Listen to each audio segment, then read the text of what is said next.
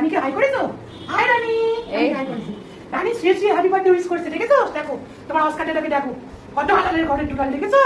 Rani happy birthday, love you so much রানী।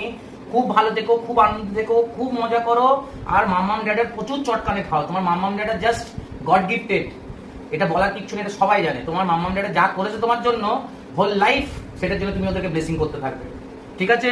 আর খুব আনন্দ করবে, আর যেরকম ওই ইন্দুরটাকে তুমি বাঁচিয়েছিলে জানলা থেকে, ওইরকম সবাইকে বাঁচাতে হবে, কিন্তু কাউকে ধরলে হবে না, মারলে হবে না, কারণ অস্কার দাদা তো ওইরকমই, সবাইকে মেরে দেয়, জানো? তাও ওকে ছাড়ি না, খুব রাগি ছেলে, ওর সাথে একটা কথা বলবে না, খুব অসভ্য ছেলে। না ঠিক আছে, খুব ভালো ছেলে, খুব দুঃখ পেয়েছে, চোখটি জল বেড়েছে, আরে বেসিন ছেলেটা। খুব ভালো থাকবে, খুব আনন্দ থাকবে। And Jui ma'am, thank you so much. Thank you বলাটা খুব ভুল হবে, আপনি আমার দিদির মতো, খুব ভালো লাগে আপনার বোনের মতো। বোনের মতো, দিদি বলতেও অসুবিধা নেই, কারণ এত বড় মন তো।